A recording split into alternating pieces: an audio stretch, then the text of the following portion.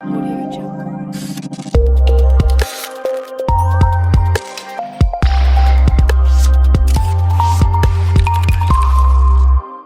Audio Jungle.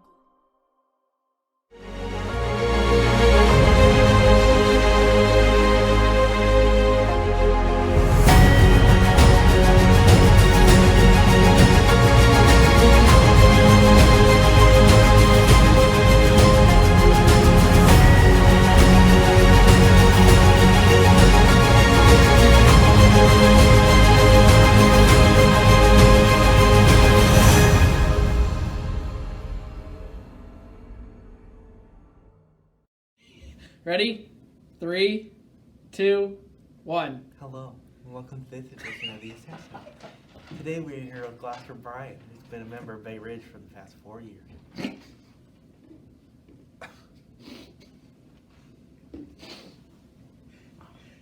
Sorry.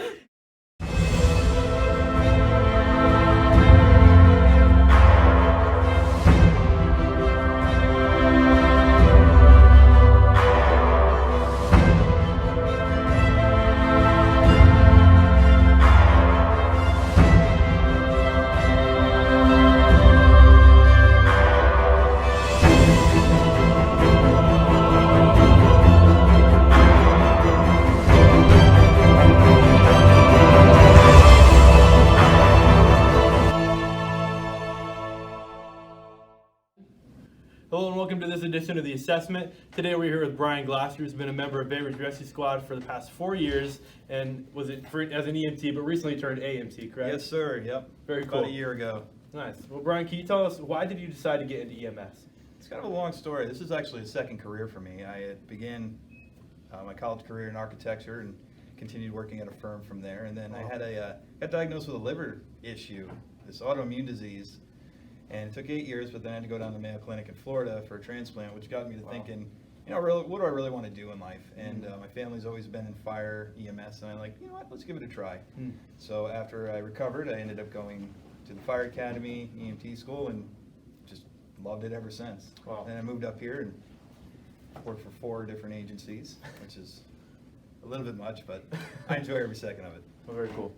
So you said you actually went to school to be an architect? Yep, I got my master's degree in architecture as well as a bachelor. Wow. So what was the process like, changing from being an architect to going to EMS? Well, like I said, it's something I always wanted to do, and because of the whole transplant, time to think, and being that close to death and having my life saved, I'm like, maybe I want to do something different and help as many people as possible. So it kind of became a mission. Wow. Regardless if I was able to do it or not. The doctors were like, "You want to do what?" Yeah, no. So because you're on medication for immunosuppressants, and you can't really be around sick people all the time, but I proved them wrong. Brian, what's one call or incident that you've been on that has had an impact on your career in EMS? Well, after 4 years and working as much as I do, there's several calls, but one of the it had all the emotions. It was really cool to watch. It was self-reflective, but when I was in Florida, the company I worked for, Liberty Ambulance, we had contracts with several hospitals, and one time we had 3 crews go to the airport to pick up organ procurement teams. So these are the teams that come in and do surgery on an organ donor and bring the organs back to people who need them. So we went, got the team, came to the hospital, and it was a teaching hospital, and I said, "Hey, do you mind if we observe?" And they're like, "Yeah, we just got to get permission from the family." So here we are, we're in the operating room, and just see them opening up the abdominal cavity, and the liver kidney team is doing their thing, and we happen to be up towards the gown where the respiratory therapist was, and we're observing them opening up the chest cavity, and saw the heart beating, the lungs and stuff, and we got to see them remove the organs, and it was kind of a surreal experience that they all are there, and they're like, "Okay, everybody ready?" They remove the blood, tie off the vessels, cut them out, observe them, and then we took off to the airport. And what I mean by different emotions is, for me, it's like full circle from being sick, getting transplanted, and now being on a team that was part of bringing life to somebody else. And the fact that you were able to see how the human body works, which was really cool.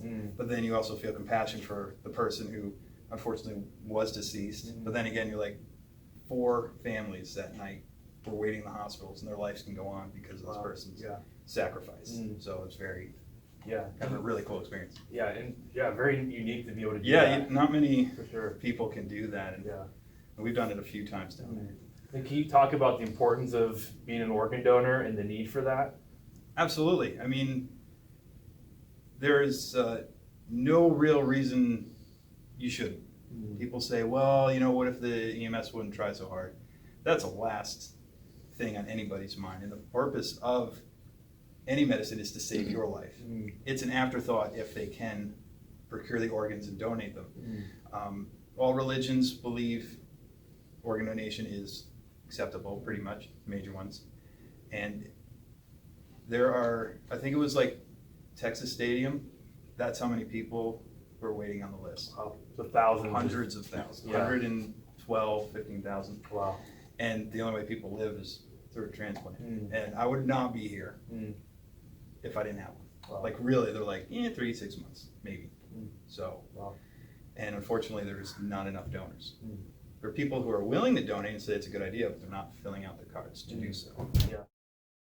Yeah. Where would they go to be able to become an organ donor? Donate Life website, put that in a Google search. Mhm. On your license, you go to the DMV and you just mark off, I want to be an organ donor. Yeah. More importantly is to talk to your family, because in the end, if the person is brain dead and they say, look, do you want them to be an organ donor? A lot of times families are like, well, I don't know, I don't want to make the wrong decision. So it's best to tell your family, be like, hey, if something happens to me, I want to be a donor. That way they Yeah. can be like, we'll respect his wishes. Mhm. Now with the license, the best they can do is, your family member was and requested to be an organ donor, do you still want to do that?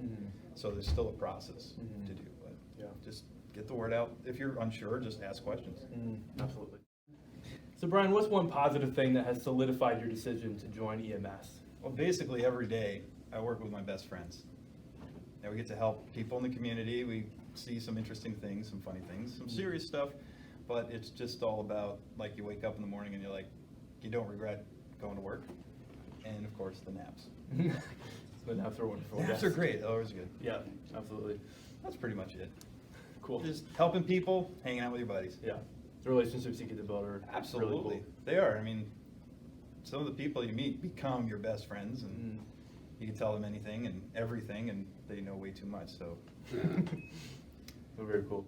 So Brian, if someone were to come up to you and ask, why should I join EMS, either as a volunteer or paid member, what would you tell them? well, first I'd ask them why are they interested in EMS, because I think it does take a particular person to handle the type of things we do, because we're going from talking about anything, like we could have a call right now, and it could be somebody's life or death situation. Yeah. But really, I would say if you're looking to make a difference and an impact in your community and even in the world, this is kind of a career to do that, because you're actually on call to help people. And it's a lot of fun if you look at it that way. And like I said previously, the people you meet become your best friends and family that Yeah. even so are closer than your real family sometimes. Yeah, absolutely. Brian, where do you see yourself 5 years from now? Hopefully excelling in EMS, whether it be in an officer position, whether it be at my other agencies. I'm supervisor now at Empire, maybe moving up the ladder there, or even into paramedicine, just every day and every year kind of improving in skills and in knowledge. Yeah. And now you recently completed your AEMT course. Yeah. Can you tell us about what that course was like? And That was a lot more intense than I thought it would be, a lot of knowledge in terms of how the body systems work. It's not just easy, oh, you just put an IV in. Innovation is kind of tricky going from a simulated environment to an actual real life patient where it's like, okay, you're up, and the anatomy is different and the way things work is a little bit different, but it's definitely a bigger step than I thought in the beginning. But I think if you do that and then go to paramedicine, it kind of smooths the transition. yeah, it's not as big of a jump. No. And there's Yeah. a lot of skills you can learn, and it definitely was worth the time and effort to continue that training. Yeah. Now you're also an officer here at Bay Ridge. Can you tell what your responsibilities are as an officer here? Okay, second lieutenant. My responsibilities are kind of keep up on the IM responding, make sure our rigs are imported properly, and the crews are, which becomes a difficult task working for so many places. Also, driver training program. So we're kind of doing something a little new to get people more acclimated to driving and driving more carefully and being more mindful when they are driving with patients in the back, as well as providers doing skills and performing different treatments to the patients, because you may not feel it. You're rocking around going 50, 60 miles an hour. It's kind of disturbing. Yeah. It's definitely a big safety aspect. Yes, definitely. You got to be very careful. So also, I have to coordinate different community events, such as parades. If there's an event like a tournament or sporting event that they want an ambulance standing by, so I have to put that together and coordinate that. And then we have the Balloon Festival coming up in September. Just whatever the community needs is what we do. Also for training, we have to put together some packets for that and kind of look at different ways to have us train more and just be proficient with our skills. Yeah, which is very important. So definitely as an officer, it's a lot more operational side of things tons too. of stuff. Yeah. I was like, I kind of didn't know it was that much, but we'll try it, see what happens. Yeah. Well, cool. Well, Brian, thank you for your time today, and thank you guys for watching. As always, like, share, and subscribe to these videos on our Facebook and YouTube channel, and have a great day. And Caleb's single, so this number's on the bottom. That's a no. Yes, it is.